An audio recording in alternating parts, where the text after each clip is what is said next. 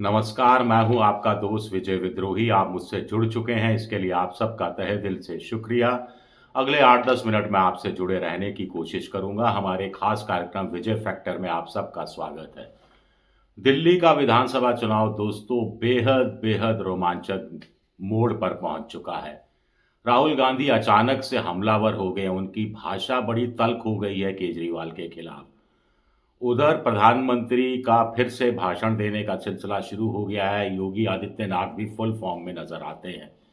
लेकिन बड़ा सवाल उठ रहा है कि जो राहुल गांधी पिछले 10-15 दिन से बिल्कुल खामोश थे, ऐसा लग रहा था कि कांग्रेस ने पूरी तरह से आत्मसमर्पण कर दिया है, वो क्यों इतने तल्ख हो गए हैं?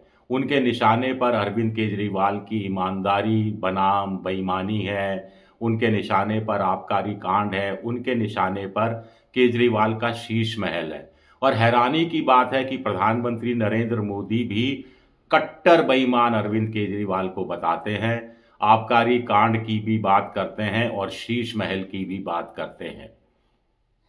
अब केजरीवाल और राहुल गांधी के बीच में जो भी संवाद चल रहा हो, वो कहानी समझने की कोशिश करते हैं और बार बार ये 3-4 सवाल उठ रहे हैं कि आखिर राहुल गांधी अचानक से इतने हमलावर, इतने आक्रामक क्यों हो गए हैं।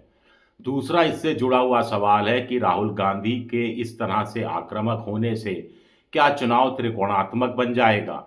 इसी से जुड़ा हुआ तीसरा सवाल है कि अगर चुनाव त्रिकोणात्मक बन गया तो इससे क्या बीजेपी को फायदा होगा या कुछ हद तक बीजेपी को नुकसान भी हो सकता है। और इससे भी बढ़कर चौथा सबसे बड़ा सवाल यह है कि राहुल गांधी का अचानक से हमलावर होना क्या ये सोची समझी किसी रणनीति राजनीति का हिस्सा है। इन सवालों को समझने से पहले 3-4 चीजों पर गौर करना जरूरी है। टीएमसी के सांसद शत्रुघ्न सिन्हा, जो भोजपुरी वोटरों के बीच पूर्वांचल के वोटरों में बड़े लोकप्रिय हैं, वो केजरीवाल के समर्थन में, आतिशी के समर्थन में और मनीष सिसोदिया के समर्थन में 3-3 रैलियां 1 और 2 फरवरी को दिल्ली में करने वाले हैं। समाजवादी पार्टी के नेता अखिलेश यादव केजरीवाल के साथ रोड शो करने वाले हैं। आपको ध्यान होगा कि कुछ दिन पहले जब योगी आदित्यनाथ ने केजरीवाल को चुनौती दी थी कि यमुना में डुबकी मार के दिखाएं, तो तुरंत अखिलेश यादव का जवाब आया था कि माननीय आप मथुरा में गंगा में डुबकी मार के दिखाएं। शरद पवार हो, उद्धव ठाकरे हो, वो अपने बयानों के जरिए केजरीवाल का समर्थन कर रहे हैं। इंडिया पॉलिटिकल फ्रंट के एक अन्य नेता तमिलनाडु के मुख्यमंत्री स्टालिन तो राहुल गांधी को सुना है फोन भी कर चुके हैं कि आप केजरीवाल के प्रति नरम रुख अपनाइए। माना जाता है कि कुछ दिन पहले अरविंद केजरीवाल ने राहुल गांधी से संपर्क करने की कोशिश की थी, बात बढ़ी नहीं तो अरविंद केजरीवाल ने सोनिया गांधी को फोन मिलाया और उसके बाद से कहानी बदलती हुई नजर आई। राहुल गांधी आक्रामक हो उठे। तो इसके पीछे क्या थ्योरी है? इसके पीछे बड़ी एक इंटरेस्टिंग थ्योरी दे दी जा रही है, बहुत दिलचस्प थ्योरी है। इससे आप सहमत हो सकते हैं, असहमत हो सकते हैं।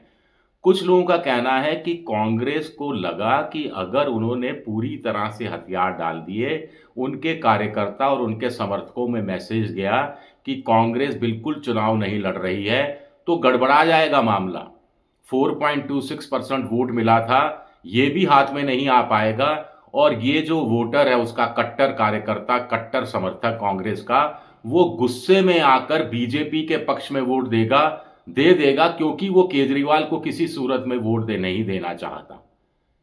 तो ये जो डर था, इससे फायदा किसको होगा? बीजेपी को। नुकसान किसको होगा? केजरीवाल को। और सबसे ज्यादा नुकसान और ज्यादा किसको होगा? कांग्रेस को, राहुल गांधी को। माया मिली ना राम। क्या आपने हथियार भी डाल दिए फिर भी केजरीवाल की मदद नहीं कर पाए और हथियार डालने के बाद भी बीजेपी चुनाव जीत जाती है या कुछ सीटों पर उसको फायदा हो जाता है?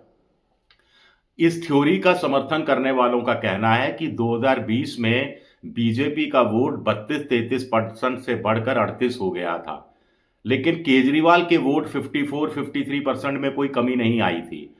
तो बीजेपी ने वोट कांग्रेस से छीना था। कांग्रेस का जो 9-9.5% वोट था, उसमें से 5% के आसपास और थोड़ा बहुत दलित वोट मायावती का बीजेपी ने छीना था।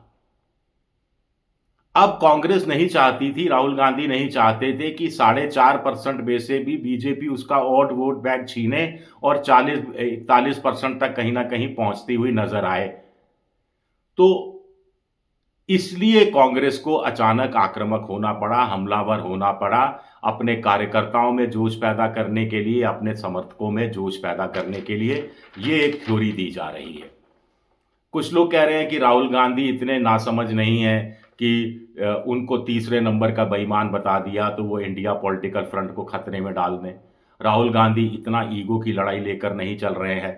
कुछ लोग कह रहे हैं कि राहुल गांधी को 2029 तक किसी भी कीमत पर इंडिया पॉलिटिकल फ्रंट को बनाए रखना है, इसीलिए भी वो थोड़ा सा पहले झुकते नजर आए। लेकिन अब पंजाब के कार्यकर्ता कह रहे हैं कि अगर अरविंद केजरीवाल को दिल्ली में कमज़ोर नहीं किया गया तो कांग्रेस पंजाब में वापसी नहीं कर पाएगी। कांग्रेस के कार्यकर्ता और नेताओं के एक वर्ग का मानना है कि भाई कांग्रेस का तो बहुत सारे राज्यों में क्षेत्रीय पार्टियों से मुकाबला है जो इंडिया पॉलिटिकल फ्रंट के हिस्सा है। अगर हर जगह इसी तरह वो कालीन बनते रहे, बिछते रहे, घास बनते रहे तो उनको तो कोई भी रौंदता हुआ चला जाएगा। ऐसे में तो वो कुछ कर भी नहीं पाएंगे, उनका संगठन वैसे ही खत्म होता जा रहा है, संगठन और ज़्यादा खत्म हो जाएगा। अगर विधानसभा चुनाव जमकर लड़ेंगे, कुछ सीटें जीतेंगे तो सत्ता का हिस्सा भी बन पाएंगे, जैसे झारखंड मुक्ति मोर्चा के साथ झारखंड में बने, जैसे स्टालिन के साथ तमिलनाडु में बने, और राज्यसभा में भी उम्मीदवारी बढ़ेगी, राज्यसभा भी कुछ सांसद जा पाएंगे।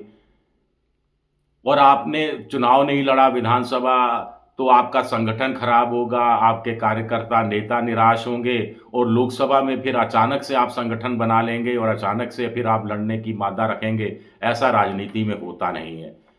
कुछ लोगों का ये भी कहना है कि राहुल गांधी को शायद ये भी समझाया गया कि भाई अगर आप बिछ जाते हैं, अगर आप झुक जाते हैं तो भी इस बात की क्या गारंटी कि केजरीवाल भारी बहुमत से चुनाव जीतने के बाद कांग्रेस के राहुल गांधी का शुक्रिया अदा करेंगे। इस बात की क्या गारंटी कि अरविंद केजरीवाल फिर गुजरात और गोवा और दूसरी जगह नहीं घुस जाएंगे और कांग्रेस का वोट खराब करने की कोशिश करेंगे? क्या गारंटी है? दूसरा, इस बात की क्या गारंटी कि भारी बहुमत से अगर अरविंद केजरीवाल चुनाव दिल्ली का जीतते हैं तो वो इंडिया पॉलिटिकल फ्रंट में और ज्यादा स्पेस तलाशने की कोशिश नहीं करेंगे।